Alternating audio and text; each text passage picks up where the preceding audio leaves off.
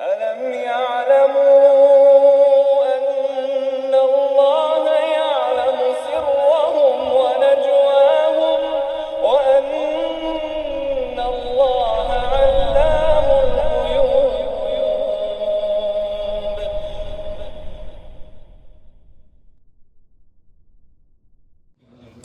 إن الحمد لله نحمده ونستعينه ونستغفره ونعوذ بالله من شرور أنفسنا وسيئات أعمالنا من يهده الله فلا مضل له ومن يضلل فلا هادي له أشهد أن لا إله إلا الله وحده لا شريك له وأشهد أن محمدا عبده ورسوله لا نبي بعده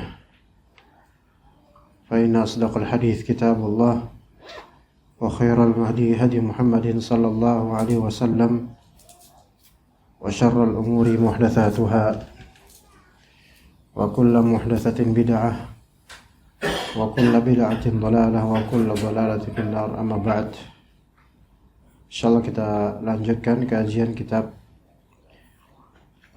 Adab dan Kiat Menuntut Ilmu, terjemahan dari kitab Ma'alim fi Tariqi Talabil Ilm, ya, kiat-kiat untuk menuntut ilmu, dan pembahasan kita masih di masalah talibul ilm qiyamul lail, penuntut ilmu dan qiyamul lail. Di perkataan penulis hafizahullah, yaitu masalah perkataan Ibnu Mas'ud radhiyallahu anhu, ya, dikatakan di sini qala Ibnu Mas'ud radhiyallahu ta'ala anhu, berkata Ibnu Mas'ud, yanbaghi li hamil al-Qur'ani an yu'rafa bilaylihi idza an-nasu na'imun wa binaharihi idza an-nasu muftirun. Sepatutnya bagi pengemban Al-Qur'an, hamil Al-Qur'an, maksudnya pengemban Al-Quran ini, hamil Al-Quran baik hafalan ataupun pemahaman, berarti ahli ilmu secara umum, ya. Ini aslinya apa, emang anak kepanasan atau emang aslinya yang kurang? Emang lagi panas? Oh. Jadi sepatutnya bagi talibul hamil Al-Quran an yu'rafa bilaylihi dan nas naimun, ya, dikenal. Ini 19 sudah, 18 Pak, 18, 17. Ntar masuk angin loh yang sini. Sampai situ, di situ dingin Pak, di situ. Anak-anak di situ boleh nggak di situ? Biar abah ganti nana ganti di sini, abah yang di sini. Makanya kosong, botak sendiri situ, ya. Taib, an yu'rafa bilailihi dan nas naimun, untuk dikenali dengan malamnya, dengan salat malam ketika manusia tertidur, yaitu dia dikenal dengan salat malamnya, dan juga binaharihi dan nas muftirun, dan dikenal dengan siang harinya dengan puasanya di saat manusia pada tidak puasa. Wa biwara'ihi dan nas yakhlitun, dan dikenal dengan sikap wara'nya ketika manusia mereka mencampur adukan yang halal dan haram. Ya, yakhlitun di sini yaitu khalt, campur di sini, campur aduk penghasilan mereka antara yang halal dan yang haram. Wa yatawadu'uhu wa bitawadu'ihi idzan nas yakhtalun, dan dikenal dengan tawadu'nya ketika orang-orang sedang dalam keadaan sombong. Ini suara dari mana ya suaranya? Hah? Anak yatim? Ini Syekhul Islam ya? Oh.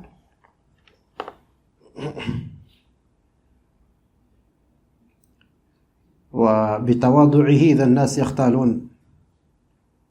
Dan dikenal dengan tawadhu'nya ketika orang-orang pada umumnya khuyala, sombong. Jadi sini innallaha la yuhibbu kulla mukhtalin fakhur. Ya, jadi ada dua hal, mukhtal dan fakhur. Mukhtal orang yang khuyala dengan hay'ah. Fakhur orang mukhtal orang yang sombong dengan hay'ah. Fakhur orang yang sombong dengan qaul, perkataan. Sombong itu ada dua. Sombong dengan hay'ah dan sombong dengan perkataan. Dua-duanya tercela. Allah Ta'ala mengatakan innallaha la yuhibbu kulla mukhtalin fakhur. Sesungguhnya Allah tidak menyukai siapapun yang bersikap khuyala, ya, dan bersifat fakhr. Dua-duanya sombong, membanggakan diri. Namun khuyala itu lebih ke hay'ah. Hay'ah itu penampilan, dress code, ya, gaya gitu loh. Maka ini masuk dalam kesombongan dari segi khuyala. Ya, kita disuruh berpakaian, makan, minum fi ghairi makhyalatin, fi ghairi sarafin wala makhyalatin, tanpa berlebihan dan tanpa kesombongan. Maka orang berpakaian bisa sombong. Entah karena sombong masalah brand atau banyak-banyakan makanan bisa dengannya sombong. Orang makan tertentu sombong bisa.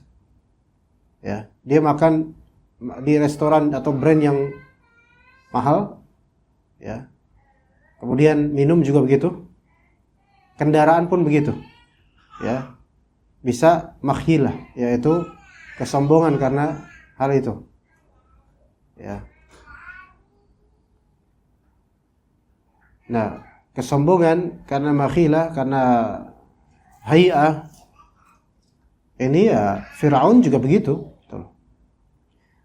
Mukhtal fakhur. Adapun fakhur, maka ini kibar, kesombongan dengan apa? Perkataan. Ya. Ini bapaknya masih di WC, Pak. Oh.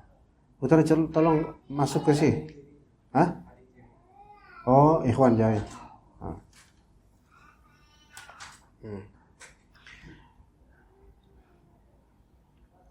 Kalau anak kecil itu berkata bukan bermaksud sombong. Jadi dia enggak fakhr. Ya. Nah, kesombongan dengan rupa dan bahkan perhiasan itu masuk dalam mukhtal. Ya, jadi khuyala itu di hay'ah kata ulama. Fakhr itu di lisan. Ya. Dua-duanya sama-sama kibr, kesombongan. Ya. Nah, ketika manusia itu di sini wa bitawaddu'i nas idzan nas yakhtalun, manusia ini mereka mungkin enggak dengan lisannya bawa sombong. Tetapi mereka sombong dengan apanya? Hay'ahnya. Pakaian mereka, kemudian kendaraan mereka, rumah mereka. Jadi format kehidupan atau mazahir yang zahir dari mereka itu mengesankan sombong, tapi talibul ilm hamil Quran itu enggak boleh seperti itu gitu loh. Ya. Kalau misal talibul ilm ini atau hamil Quran ngaji di kalangan orang-orang yang menyombongkan pakaiannya, mobilnya, kendaraannya, maka penuntut ilmu ini enggak layak untuk apa? Untuk sama seperti mereka dari segi khuyalanya. Kecuali jika orang-orang ini memang tidak akan pernah mau mendengar dari talibul ilm yang kelihatan miskin, maka di sini mungkin boleh untuk menampakkan bahwasanya saya itu setara sama kalian. Begitu loh, paham gak sih? Ya. Makanya pernah Ustaz Irwandi bilang dulu sekali, ya boleh seseorang kalau dia memang pengen punya mobil yang sangat mewah, kalau memang dia mampu membelinya, dan mobil mewah itu dibutuhkan untuk pertemuan-pertemuan sesama dengan orang-orang kaya, karena kalau dia pakai mobil rendahan, orang-orang kaya tersebut tidak akan mau investasi dengannya atau tidak akan mau bekerja sama dengannya. Maka demi maslahat maka boleh, tapi bukan untuk maksud sombong-sombongan. Ya, untuk maksud enggak, bukan untuk maksud menaikkan karena pengen sombong di atas orang-orang pada bawahan. Maka ini enggak. Ya. Begitu. Dalam hal yang sebenarnya kesombongan yang memang dia tuh memang berpunya gitu loh. Itu sombong, itu masih oke, walaupun nggak boleh tapi masih oke lah gitu lah. Ada emang dia orang berpunya lah gitu. Tapi yang menggelitik itu kere, ya, ceking, begeng, sombong lagi. Nah itu gimana tuh? Ya, betantang-betenteng di jalanan gitu. Maka ini lebih buruk lagi gitu. Nah, thalibul ilm itu kadang-kadang di awal menuntut ilmu itu sombong. Makanya kita sebagai ulama, ilmu ini memiliki aroma atau nafas kesombongan. Ya, siapa yang tidak membalut ilmunya dengan keikhlasan dan tazkiyatun nufus, maka berat ilmunya sombong. Hasilnya itu sombong. Hasilnya itu hanya menghinakan orang, merendahkan orang. Ya. Dan menampik kebenaran. Ya, thalibul ilmi ini salah. Dinasihati sama orang awam, dibalas sama thalibul ilmi, antum memang bisa apa? Bisa nahwu sharaf enggak? Rata-rata gitu. Ya. Antara kebenaran dengan nahwu sharaf itu enggak mesti berbanding lurus. Jangan karena thalibul ilmi ini sudah paham nahwu sharaf, kemudian pasti benar gitu, selalu enggak. Jadi kebenaran. Nahwu sharaf ya ada lagi. Rasulullah aja bilang, ya, rubba hamil ilm laisa bifaqih. Boleh jadi orang yang membawa ilmu, membawa Al-Quran, membawa hadis, itu boleh jadi dia nggak paham. Ya. Bahkan boleh jadi yang nyimak itu lebih paham daripada yang ngomong. Gitu loh. Ya, begitu. Ada kali kita tahu seorang khatib mimbar dengan khutbah yang template dari dulu sampai sekarang sama khutbahnya. Template paling dia cuma punya 4 bekal doang di khutbah. 4 khutbah yang berbeda, dari itu hafalan semua. Ya. Yang mana mungkin saja di antara jemaahnya yang hadir di jumatan itu ada profesor di bidang agama. Ya. Boleh jadi sami', penyimak itu lebih faqih daripada orang yang berbicara. Ya. Begitu. Maka hay'ah, mazhar manusia ketika pada sombong, maka thalibul ilm jangan ikut-ikutan. Wah, ya kemudian wa bi huznihi dzan nasu yafrahun. Dan hamil Quran, pemilik pembawa Al-Quran, dikenal dengan sedihnya ketika orang-orang pada bahagia, pada kesenangan. Malam tahun baru misalnya. Ya, orang pada senang. Hamil Quran itu kalau kemudian ikut juga melihat-lihat kembang api dan seterusnya, itu enggak. Kenapa gitu loh? Ada apa kok malah seperti setuju? Ya. Wa bi bukaihi dzan nasu yadhakun. Dan hamil Quran, penuntut ilmu sejati, dikenal dengan menangisnya ketika orang-orang pada ketawa. Wa bi samtihi dzan nasu yakhudun. Dan dikenal dengan samt. Samt itu diam. Ya. Ketika orang-orang pada yakhudun, khadha yakhudun di sini biasanya berbicara, berkecimpung, namun in a negative way. Ya, yakhudun berkecimpung, saling berbicara namun dalam hal yang negatif gitu. Ya. Zarhum yakhudu wa yal'abu. Biarkan mereka itu ngoceh dan bermain-main, itu khawd. Kemudian juga tentang orang-orang munafik. Ya. Mereka ketika menghina Rasulullah SAW, kemudian dianggap munafik, mereka langsung beralasan innama kunna nakhudu wa nal'ab. Kami itu cuman ngobrol-ngobrol aja dan kami bermain-main doang kok, enggak bermaksud ngatain. Enggak, la ta'tadiru. Jangan kalian cari alasan. Ya. Tadi dikenal dengan samtih. Idzan nas wa bi samtihi idzan nas yakhudun. Orang-orang pada ngoceh, dia diam. Kalau kita di sini, inilah manfaatnya seseorang punya hafalan Quran dan rajin baca Quran. Di antara bentuk manfaat Al-Quran adalah antum mudah qiyamul lail.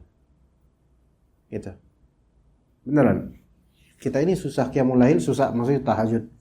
Karena hafalan kita sedikit, ikhwan. Nggak ada motivasi kita untuk murojaah. Kalau hafalan kita banyak, biasanya dipermudah karena merasa termotivasi untuk mengulang-ulang hafalan. Namun kalau hafalan banyak, susah qiyamul lail.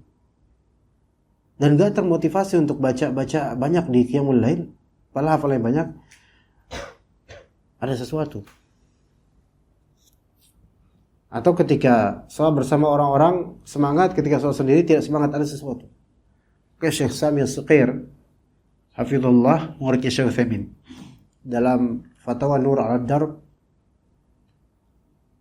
ada seorang bertanya lewat risalah gitu, bertanya, ya Syekh, ana merasa kalau ana sholat bersama orang-orang, ana merasa semangat, hamasah gitu.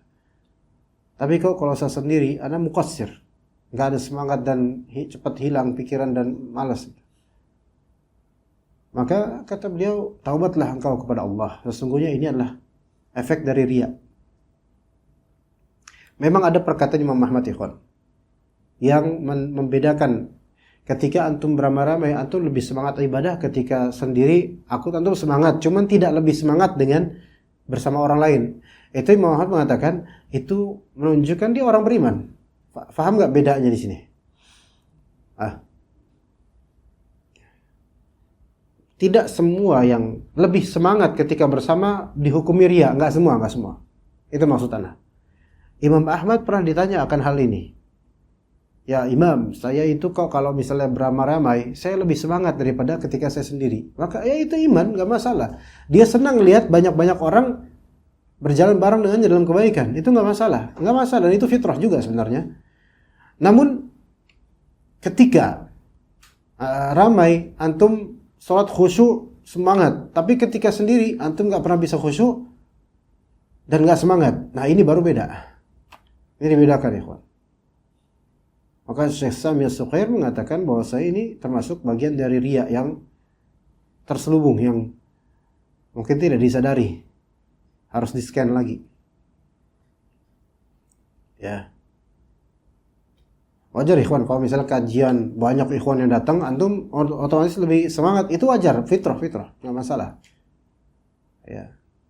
Tapi ini masalah amalan yang antum bisa melakukan sendiri. Salam. Namun karena nggak ada orang lain, antum nggak mau mengamalkannya. Salat privasi. Tapi ketika sendiri, antum malas. Bisa. Dan ketika sama orang antum menampakkan khusyuk dan senang gitu. Ada yang salah di sini. Menuntut ilmu. Kalau di kajian mau banyak banget. Tapi kalau baca buku atau dengar kajian atau di rumah atau apa nggak pernah mau menuntut ilmu, ada yang salah sama antum. Nah itu. Berarti maunya menuntut ilmu ketika di kajian ada orang. Gitu. Ya. Bahkan kameramen ana juga misalnya. Nuntut ilmu cuman pas sama ana doang. Nah, itu ada yang salah sama antum. Ya. Enggak, ini ana enggak ngejelekin kameramen ana, enggak. Ini cuman permisalan aja. Ana sampai kameramen aja nah giniin gitu lah, bagi antum yang bukan siapa-siapa. Ya. Maksudnya orang luar lah, antum kan orang asing, Pak. Ana aja lupa nama antum. Ala kulli maksudnya di sini adalah Nuntut ilmu itu amal untuk diri kita, kebaikan diri kita. Sebagai baca Quran dan lain-lain. Bahkan nuntut ilmu ini kan asas juga gitu loh. Kalau antum cuma nyari ilmu pas di kajian kayak gini doang, bahkan sampai level kameramen Anda yang hanya nyimak ilmu, hanya belajar ilmu ketika bertugas doang, berarti bukan thalibul ilmu. Gitu kan? Pegawai. Antum nuntut ilmu cuman ini ya cuman ngaji doang bareng-bareng. Sisanya nggak pernah nyimak ilmu, sisanya nggak pernah baca nggak. Dan itu keadaan banyak orang. Kalau disadarin, berarti ada yang salah di sini. Ya, itu penuntut ilmu itu harus beda tanpa harus membedakan diri. Ya, penuntut ilmu harus beda tanpa harus sengaja membedakan diri, memarginalkan diri. Enggak begitu maksudnya. Natural aja. Dia bersikap proporsional sebagaimana ilmu yang dibawa dia gitu loh. Dan terbedakan, mungkin siangnya dia tidak makan sama orang, maksudnya tidak, dia banyak puasa. Kalau ini memang lemah kita. Ana pribadi termasuk lemah dalam masalah. Nah, binahari idza nas muftirun. Ya. Karena kita puasa sekarang pun Masya Allah, nah, terbang ke sana sini gitu. Agak berat memang.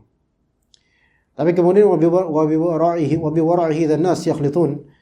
Ketika orang-orang pada mencampur adukan hak dan batil. Mencampur adukan halal dan haram dari penghasilan, maka di wara' ini bersikap hati-hati. Hati-hati terhadap yang haram. Sementara orang-orang mereka tidak peduli lagi dengan halal dan haram. Ya, lihat di sini sifat-sifatnya. Subhanallah. Sifat yang berbeda.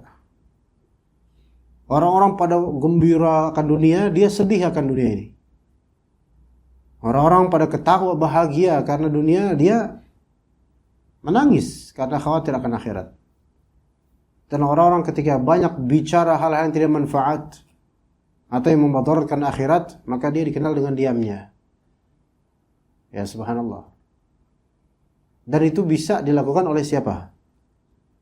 Orang yang betul-betul di pikirannya itu ilmu dan seterusnya. Amal gitu. Kalau yang di pikirannya dunia, ini semua terlanggar semuanya. Kemudian wahakadha falyakun talibul ilmi qudwatan fi hudurihi wa qudwatan fi ghiyabihi wa qudwatan fi ibadatihi wa qudwatan fi jami'i syu'unihi. Demikianlah hendaknya penuntut ilmu menjadi qudwah, teladan. Di kehadirannya dia menjadi teladan. Di ketidakhadirannya dia jadi teladan. Subhanallah. Dia enggak ada, tapi orang-orang merasa dia ada dengan ilmu yang dia beri ke orang-orang. Contoh yang dia beri ke orang-orang sehingga orang-orang jadi ingat pesannya penuntut ilmu ini. Ya. Dan fi ibadatihi, dan juga teladan dalam ibadahnya dan dalam seluruh perkaranya.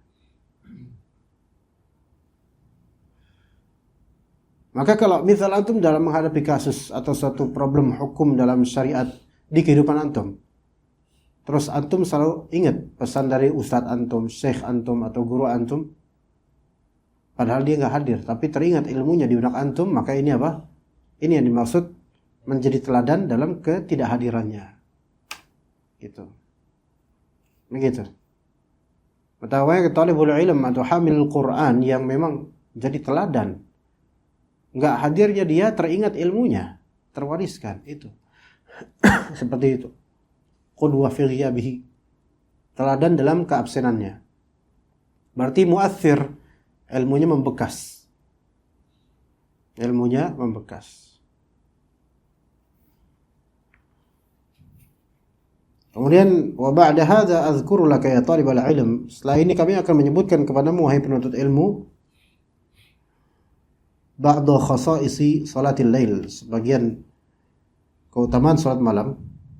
La'allaha an takuna hafizan li walak. Semoga Hal ini dapat memacu kami dan kalian sehingga kita tergolong sebagai ahli qiyamul lail. Allahumma amin. Min khasa'isi salatil lail, dari antara keutamaan salat malam. Waradat fi fadli salatil laili ahaditsu katsirah. Banyak sekali hadis yang membahas tentang keutamaan salat malam. Bal sunnifat fi dzalika musannafatun mustaqillah. Bahkan telah banyak ditulis tentang permasalahan ini dengan pembahasan mustaqil tersendiri, independen, yaitu buku judulnya Fadlu Al-Qiyam atau semisal itu. Keutamaan Qiyamul Lail, buku di zaman dahulu, dari dulu sampai sekarang. Banyak buku-buku yang memang takhusus membahas masalah Qiyamul Lail atau tahajud.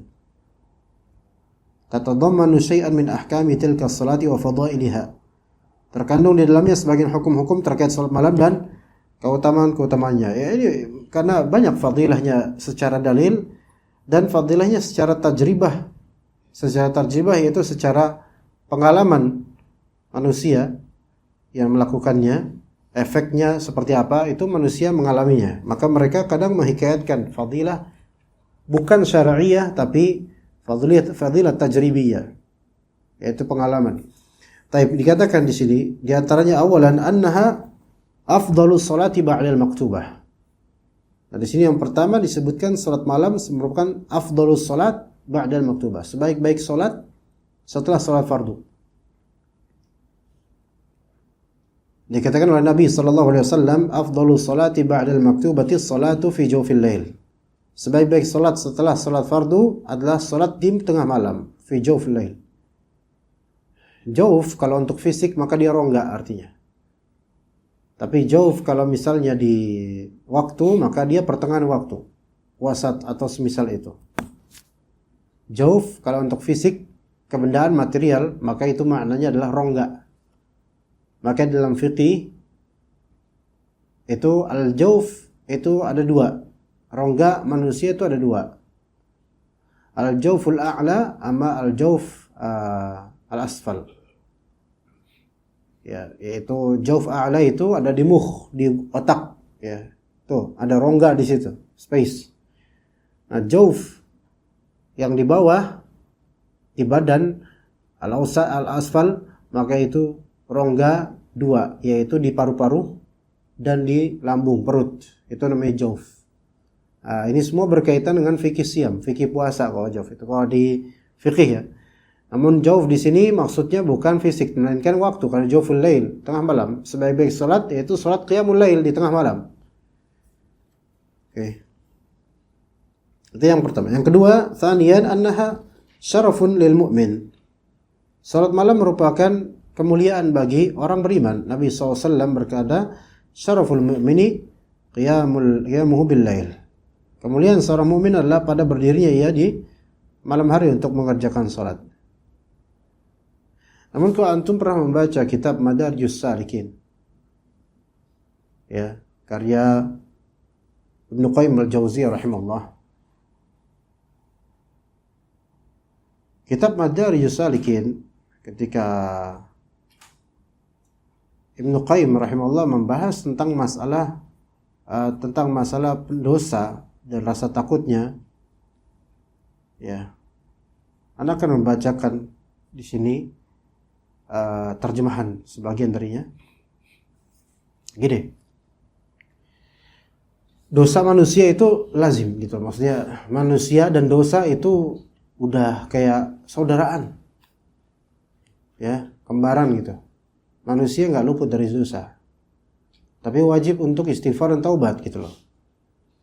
Nah, sebagian dosa manusia itu dicela oleh manusia lainnya. Padahal manusia lainnya ini pun punya dosa lain gitu loh. Seperti antum mencela dosa saudara antum, padahal antum pun memiliki aib yang tidak Allah tampakkan pada orang lain. Seandainya antum ditampakkan aibnya, maka antum akan sibuk menutupinya.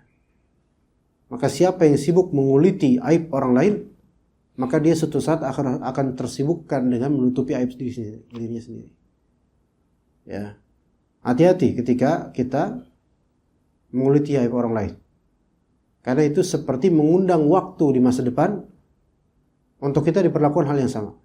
Maka hati-hati.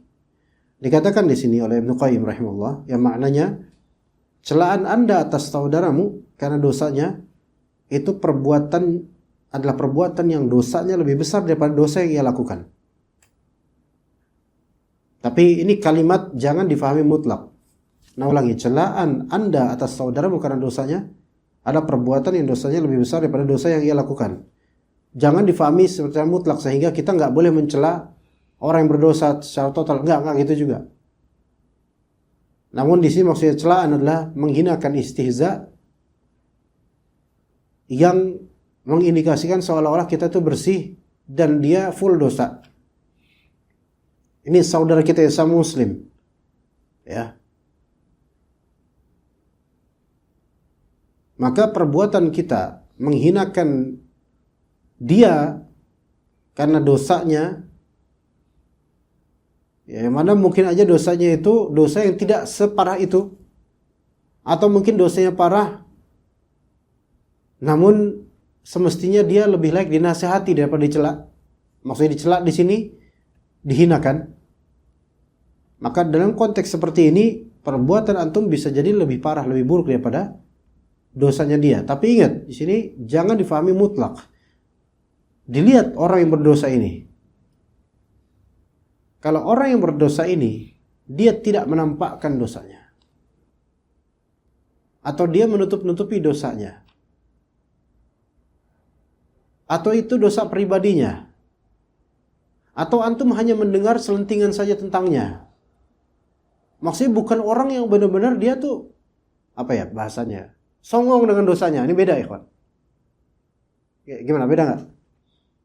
Antum mendapatkan dua orang, satu pendosa dengan dosa yang sama perbuatannya. Namun yang satu malu dengannya dan menutup-nutupinya dan nggak mau orang mengetahuinya, dan yang satu malah mempublikasikannya. Beda nggak? Harus beda kita menyikapinya, ikhwan. Nggak bisa disamakan orang ini, dua orang ini. Ya, orang yang mempublikasinya wajar dicela karena dia sudah tidak ada lagi ghibah buat dia, ya. Orang yang menzahirkan dosanya terang-terangan dan nggak masalah orang tahu baginya, itu udah nggak ada lagi ghibah buat dia. Oke. Adapun orang yang sebenarnya berdosa dan dia tahu dia berdosa, dia malu gitu loh. Dan mungkin yang tahu hanya orang-orang khusus yang memang dia nggak mau itu diketahui banyak orang. Itu pun karena kepepet aja misalnya. Maka itu nggak bisa disamakan, ya kan. Ini orang masih ada malu, masih ada haya. Walaupun salah, ya kita nggak bilang dia benar. Ya.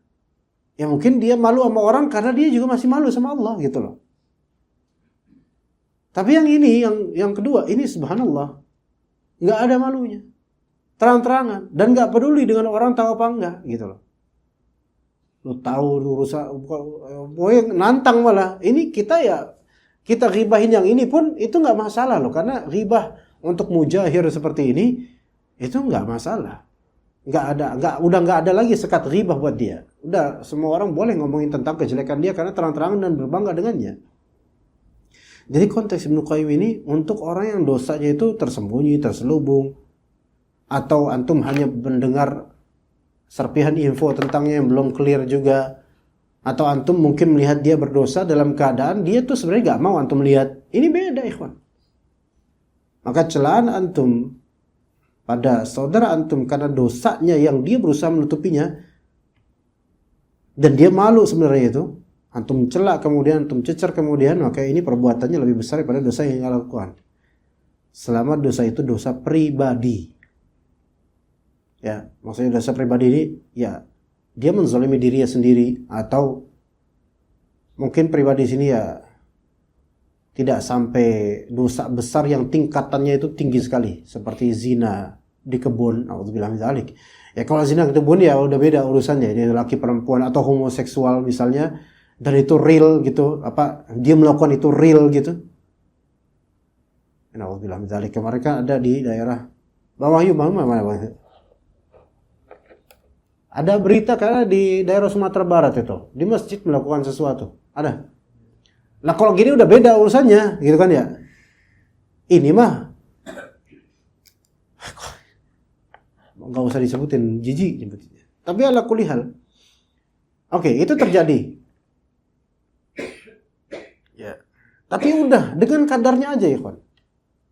Bahkan kalau bisa dosa-dosa orang walaupun dia zahir, cukup orang komunitas yang tahu gitu loh. Kalau ini dosa ini RT di satu RT atau satu RW sini, udah satu RW aja yang tahu. Walaupun dosa itu dosa yang buruk gitu misalnya, udah. Ya. Aibnya orang ini tersebar udah situ. Jangan sampai divideokan kemana-mana kayak yang di Sumatera Barat itu. Walaupun di blur. Karena kadang dosa itu mungkin membuat orang yang mendengarnya makin anti dengan dosa, tapi sebagian orang yang melihat atau mendengarnya terinspirasi malah. Beneran loh, secara psikologis sebagian orang tuh agak lain. Ketika dia melihat suatu dosa yang dipublikasikan, yang tadinya memang tertutup, namun dipublikasikan oleh media, malah orang ini justru tertantang. Atau orang ini malah justru terinspirasi untuk melakukannya. Dulu ada seseorang, na'udzubillah min dzalik, kill himself, bunuh diri karena masalah cinta dan rumah tangga, stres dan seterusnya. Udah azan, Pak. Nah, ini termasuk bagus, Pak. Maksudnya Bapak langsung nekan cepat bisa, karena sebagian orang tua itu lama. Allah, sampai komat mungkin. Sebagian orang tua tuh lama banget. Matiin aja susah dia. Tak tok gitu. Alhamdulillah, berarti simple. Alhamdulillah. Nah kemudian itu ternyata dia cara bunuh diri live di Facebook. Itu sekitar 5 tahun lalu. Mungkin 6 tahun lalu. Live di Facebook. Na'udzubillah min dzalik. Ribuan orang lihat. Na'udzubillah min dzalik. Sampai Menkominfo ketika itu menutup akses video-video ini. Video yang sudah tersebar, video dia yang bunuh diri. Kenapa begitu? Ini dosa, benar dosa, tapi orang mungkin ada yang pusing lihatnya, jijik lihatnya, ngeliat bunuh diri yang dipublikasi. Tapi bagi orang yang stres, ini inspirasi, ya enggak? Makanya kalau bisa kita itu kalau ada ngelihat orang berdosa, kalau jangan kasih tahu siapa-siapa, maksudnya jangan sebarin. Mungkin itu buruk sekali, tapi jangan. Karena bagi kita sebarin aja, Ustaz, sebarin aja. Biar orang pada tahu.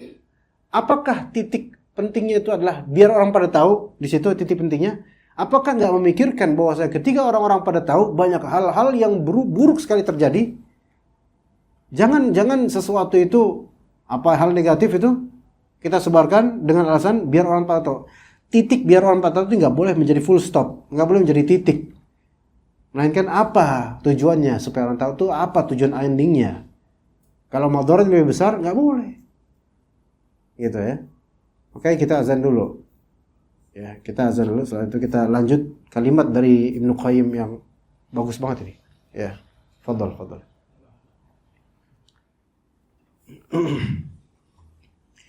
Baik, kembali ke pembahasan dari kitab Madarijus Shalikin.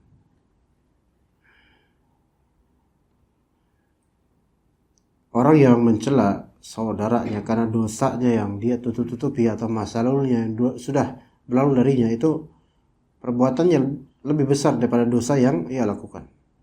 Bahkan tingkat maksiatnya lebih parah, karena hal itu menunjukkan bahwa Anda merasa bangga dengan ketaatan. Anda memuji diri Anda untuk itu dan merasa suci dari dosa-dosa. Sedangkan saudaramu yang telah melakukan dosa bisa saja hancur hatinya karena dosa-dosanya. Ya. Dan apa yang terjadi pada dirinya, dia hancur karena apa yang terjadi pada dirinya disebabkan dosa-dosanya. Yang karena dosa itu dapat menimbulkan sikap rendah diri pada dirinya, memandang diri dalam kehinaan. Orang yang berdosa dan dia itu malu dengan dosanya, ini memandang diri dalam kehinaan, membebaskan diri dari sifat merasa baik. Orang kadang kita itu ketika berdosa dan Allah kasih hukuman terhadap dosa kita misalnya, itu membuat kita berubah, ya, berubah kemudian menjauhkan posisi kita dari seolah-olah kita yang terbaik, jadi lebih rendah gitu, merasa jauh dari kita membebaskan diri dari sifat sombong dan ujub. Dan orang yang pendosa ini berdiri di hadapan Allah sembari menundukkan kepala dengan hati yang remuk, tanda penyesalan. Itu yang kayak gitu, walaupun dosanya sebesar apapun sebelumnya dan dia berusaha ke Allah dan malu sama Allah, itu lebih bermanfaat dan lebih baik bagi manusia daripada perasaan bangga diri kita atas ketaatan yang kita lakukan. Anggapan kita bahwa kita telah banyak melakukan kebaikan, merasa diri berharga, dan merasa bahwa diri kita mempunyai kedudukan di sisi Allah dan makhluk-makhluknya yang lain. Ini, subhanallah. Kadang kita itu betul-betul mudah mencela pendosa ketika kita merasa nggak punya dosa semisal dia. Enggak. Ya, kita kerap kali mencela dosanya seorang pendosa itu karena kita ngerasa dosanya saya nggak di situ kok, makanya saya gampang mencelanya. Namun boleh jadi dengan celaan kita dan kesombongan kita, suatu saat Allah uji kita di dosa yang dulu kita cela. Dosa yang dulu kita cela dari orang ini, kemudian suatu saat kita yang akan terjatuh di situ.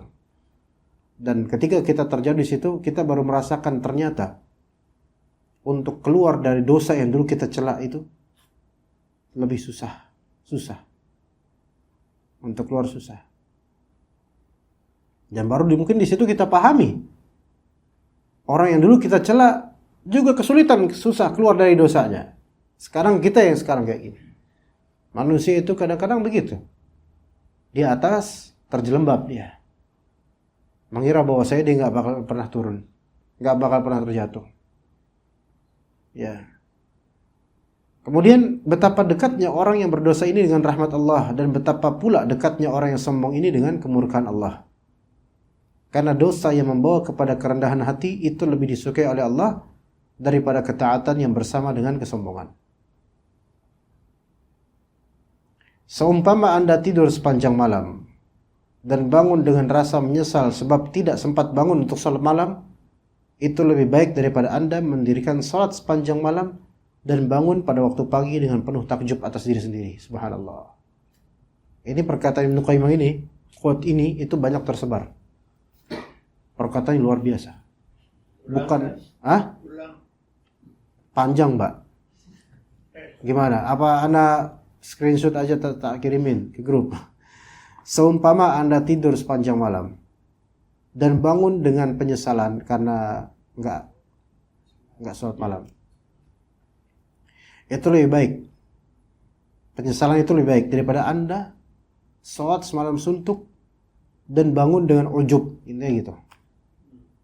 Ya. Jadi tidur kayak kebo sepanjang malam. Enggak sempat salat malam. Bahkan enggak sempat salat jemaah, bahkan gitu deh. Bangun-bangun malu sama Allah. Nyesel. Telah meninggalkan sunnah dan wajib. Itu lebih afdal penyesalan itu daripada antum semalaman suntuk salat malam dan salat subuh berjamaah dan pulang dalam keadaan takjub dengan diri antum yang saya itu hebat juga ya, bisa kayak gini. Nggak beda antara senang karena melakukan ketaatan dengan takjub pada diri sendiri. Itu beda, ikhwan. Jangan nanti habis sholat subuh antum putus asa. Kok saya kayak gini ya sholat subuh ya? Enggak, antum bagus, alhamdulillah. Senang dengan amalan soleh itu merupakan tanda iman dan kadang tanda makbulnya amalan.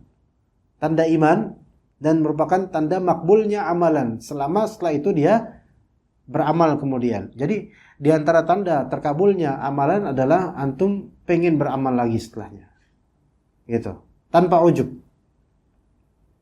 Dan tanda terblokirnya amalan ada dan mungkin kurang ikhlas tadinya, di antaranya adalah setelah beramal antum ujub dengan amal antum. Gitu. Hati-hati. Jadi seumpama antum tidur semalaman dan yang sunnah hilang, yang wajib nggak dilakukan karena ketiduran, bangun nyesel benar-benar. Itu lebih afdal, lebih baik, lebih mending, lebih bagus daripada antum sholat sepanjang malam betul-betul sampai nangis-nangis, sholat subuh, terus antum takjub dengan diri antum akan hal itu. Soleh juga, saya tuh soleh loh. Saya tuh masya Allah gitu bisa kayak gini. Takjub, ujub. Bukan sebatas bahagia tapi ujub. Bahagia itu nggak mesti ujub. Ya. Tertawanya Anda sambil mengakui kekurangan diri adalah lebih baik daripada Anda menangis dalam keadaan sombong. Subhanallah. Menangis dalam keadaan sombong. Subhanallah. Rintihan para pendosa lebih disukai oleh Allah daripada tasbihnya orang-orang sombong. Rintih karena kesakitan, sakit hati. Rintih karena malu. Rintih karena dosa. Sebagian pendosa merintih ikhwan hatinya. Sebagian pendosa merintih hatinya karena dia tuh nggak mau sebenarnya, tapi dia bersahwat. Syahwat sini syahwat dunia. Dia pengen kayak gini tapi dia nggak mau. Tapi kadang udah biasa atau kecanduan dia nggak mau. Terus dia sampai minta terus sama Allah, ya Allah balikin saya, ya Allah jangan seperti ini. Itu lebih afdol. Walaupun dia masih melakukan, tapi dia tuh malu sebenarnya hatinya, nggak enak. Itu lebih afdol daripada tasbihnya orang-orang yang sombong. Dia menampakkan tasbih Al-Quran, sunnah dan seterusnya, tapi dia sombong dengan itu. Maka hati-hati. Kadang-kadang orang awam itu lebih mending keadaannya daripada kita. Wallah, ana diceritain. Ketika kemarin ana ngumpul dengan salah satu travel sunnah dalam artian travel ini fokus lebih ke sunnah gitu maksudnya, bukan dalam artian bid'ah ya atau gimana. Ada satu ustadz kabir, masyhur. Diplotkan bimbing umrah ini. Dan kuotanya itu sampai 87 atau 90. Berarti pakai 2 bis di Saudi sana. Dan ini juga ada berangkat ke Turki atau Dubai, anak lupa. Ada muskilah masalah di keberangkatan dari Saudi ke Dubai atau Turki. Anggap Dubai, kayaknya Dubai deh. Ya, kayak ke Dubai. Dan pastinya kalau paket ke Dubai ya paket gold dong, enggak? Paket yang harganya tinggi kan plus gitu. Apalagi ke Dubai itu kan subhanallah kekayaannya luar biasa, mewah kita. Nah, ada 2 bis. Maka dibagilah 2 bis ini. Ternyata 1 bis hari ini berangkat, 1 bis besok. Berpisah. Jadi nggak langsung 1 hari. Jadi memang namanya pengaturan kayak gini kan di luar daya travel dan ustadz pembimbing atau mutaif kan nggak bisa angkat tangan karena ini memang dari syarikah atau perusahaan bisnya. Bisanya begitu, 1 bis hari ini, 1 bisnya besok. Dan itu sudah terpesan semua tiketnya, qadarullah. Ya. Ustadz terkenal ini, Ustadz Sunnah. Ini bukan salah ustadznya Pak sama sekali, enggak ada urusan dengan kesalahan ustadz. Ustadznya kan otomatis harus di bis pertama kan, karena bis pertama ini hari ini gitu loh, yang lebih awal. Gitu. Dan sisa rombongan jemaah sekitar mungkin 37 atau 47 sekitar itu sisanya di bis kedua. Ada beberapa ikhwan sunnah ini, bapak-bapak ikhwan sunnah atau keluarga sunnah ini, yang kemudian nggak terima dan marah-marah ngomel. Saya nggak terima di bis kedua. Pokoknya saya harus berangkat sama ustadz ini. Pak, mohon maaf nih, bapak memang sudah terdaftarnya di bis yang kedua, Pak. Nggak terima saya. Saya bayar mahal-mahal. Malah kemudian saya nggak bareng sama ustadz. Pak, besok kan ketemu juga, Pak. Nggak bisa. Nggak terima, marah-marah akhirnya. Itu beberapa individu itu. Akhirnya mengetahui keributan seperti ini dan pihak ustadz dan mutaif kan nggak bisa gimana, masa mau dibalas gertak juga, ya nambah runyam nanti. Nama travel hancur gitu kan. Apalagi ini orang berduit tuh kalau antum lawan, antum ya mejret. Ya kayak kecoa ketiban kasur. Ya. Nah, akhirnya ada beberapa laki-laki yang dia orang awam, bukan sunnah, nggak kenal ke pengajian, cuman karena ikut aja. Akhirnya yang dari bis 1 ada berapa orang awam semua ini, mereka ngalah. Udah Pak, nggak apa-apa, udah kami aja yang ini. Ya Pak, siapa yang mau ini? Ya saya mau. Ini yang awam, yang sunnahnya malah kayak gini kelakuannya. Suf, mungkin kita bilang, Ustaz ya namanya orang sunnah kan wajar dan kesalahan. Iya, tapi ini kan kebalik.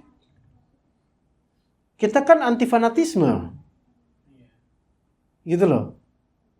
Ini kan beberapa ikhwan ini apa keluar ini mewajibkan dirinya harus satu bis sama ustadz. Karena ngefans sama ustadz ini. Gitu loh. Paham gak maksudnya? Gak mau terpisah, maksudnya enak aja sih udah bayar segini. Kan tertera di situ bersama ustadz ini. Ya Allah, kata ustadz, Afwan Pak, insya Allah kan besok ketemu juga sama ustadz. Enggak, saya harus satu bis sama ustadz. Kami harus satu bis, beberapa ikhwan dan beberapa keluarga. Maka beberapa yang lainnya yang dari satu bis satu inisiatif. Udah, daripada ribut ini udah kami aja ngalah, kami ke bis yang kedua. Akhirnya ke bis yang kedua. Ya. Kemudian Allah kasih pelajaran, ternyata terjadi badai atau banjir itu ketika itu. Bis yang pertama tertahan. Nunggu lama di perjalanan. Ya, tuh demi ustadz fanatik. Ini bukan dengan ustadznya enggak semestinya ya, Allah alam, semestinya kalau sang ustadz misal tahu hal ini, semestinya dia menasihati. Ya akhi, antum enggak boleh seperti itu. Apa ini ustadznya cukup berusia di atas 40 harusnya ini, tapi kan enggak tahu cerita lebih detail gimana. Tapi itu happening. Karena sebagian dari ikhwan kita, subhanallah, umrah itu bukan karena umrah, karena pengen sama ustadznya. Gitu. Makanya kalau Syekh Aab jadi pembimbing umrah, nggak ada yang mau beliau, karena belum jadi ustadznya. Ya semoga antum umrah berkali-kali insyaallah. Kalau bisa jangan jadi pembimbing, amanatnya besar. Ya jadi orang biasa aja dah. Yang penting di sana tuh makbul gitu aja kan. Tapi ada beberapa ikhwan ini saking ngefans sama ustadz, ya. Sampai ada beberapa travel yang hanya menjadikan ustadz tertentu ini sebagai pajangan aja. Umrah bersama ustadz fulan. Ya. Namun ternyata hanya manasik saja. Pas berangkatnya, lah ustadz fulannya nggak ikut. Enggak, Fulan diganti sama ustadz yang ini. Ini kan penipuan. Orang-orang Indonesia salah. Orang-orang pengen umroh karena ustadz ini nih terkenal nih, ikutlah. Tapi ternyata ikut, ditipu. Entah ditipu atau gimana, Allah alam. Tapi kan ini penipuan, harusnya memberitahu dari awal bahwasanya ustadz ini nggak jadi. Karena mereka ini umroh karena pengen sama ustadz ini, gitu loh. Subhanallah. Tauhidnya ini kita nih kadang-kadang ya harus lebih dipikirkan di ini lagi di pertimbangkan lagi ya. Taib. Tapi kenapa bisa sampai itu ceritanya, ikhwan? Kita kan sedang ngomongin tentang syaraful mu'min qiyamuhu bil lail. Kemuliaan seorang mukmin adalah pada berdirinya ya di malam hari untuk mengerjakan salat. Kemudian salat malam merupakan kebiasaan orang saleh, sebagaimana kata Nabi SAW. Nanti ada hadisnya, fa innahu da'bus salihin. Salat malam mendekatkan seseorang kepada Allah Ta'ala. Kenapa lebih dekat? Karena lebih memungkinkan untuk ikhlas. Ketika antum merasa lebih ikhlas, ketika antum lebih ikhlas, maka antum lebih dekat sama Allah Subhanahu wa taala. Salat malam merupakan pencegah dari perbuatan dosa. Iya. Sebagaimana umumnya kalimat Allah, inna salata tanha 'anil fahsya'i wal munkar. Sesungguhnya salat secara umum itu mencegah dari fahsya, kekejian dan kemunkaran. Salat malam menjadi penghapus kesalahan. Iya. Nanti akan ada hadisnya. Ya, juga kata Nabi Muhammad hatun 'anil itsm. Salat mencegah perbuatan dosa ya. Ini kompilasi dari apa yang di hadis. Salat malam adalah penolak penyakit dari tubuh. Ya. Namun kalau dia memaksakan diri ya sakit, gitu loh.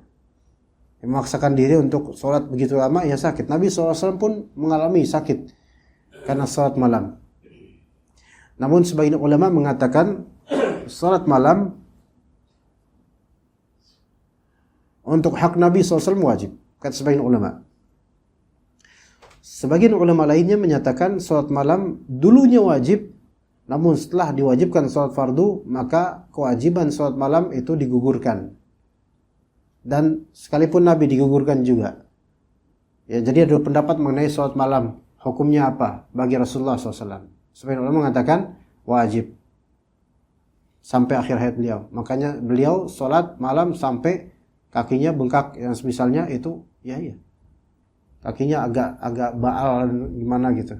Iya. Antum coba aja Pak, salat malam bukan diri, duduk. Lebih capek duduk kadang-kadang daripada diri salat malam. Coba.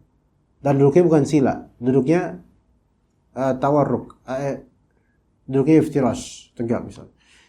Salat 1 jam aja, kesemutan dan baal, capek, ya lebih capek daripada berdiri bahkan. Nah, bagi Nabi itu wajib untuk Nabi. Ini satu pendapat. Pendapat lain, dulunya wajib, namun setelah wajibnya salat fardu maka kewajiban tersebut gugur. Wallahu a'lam. Tapi ya kemungkinan untuk Nabi SAW pribadi itu memang harus lazim. Makanya Nabi SAW nggak pernah meninggalkan witir.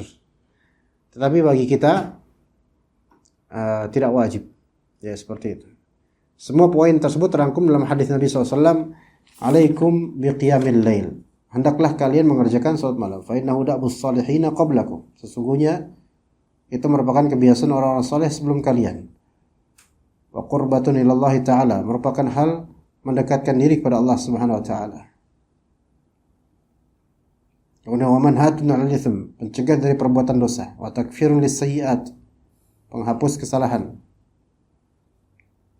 Wa matradatun lid-da'i 'anil jasad, dan penolak penyakit dari tubuh. Ya. Baik, kita cukup insyaallah sampai sini. Barakallahu fikum jami'an wa sallallahu ala nabiyina Muhammad wa ala alihi wa sahbihi ajma'in. Subhanakallahumma bihamdika asyhadu an la ilaha illa anta astaghfiruka wa atubu ilaik. Assalamualaikum warahmatullahi wabarakatuh.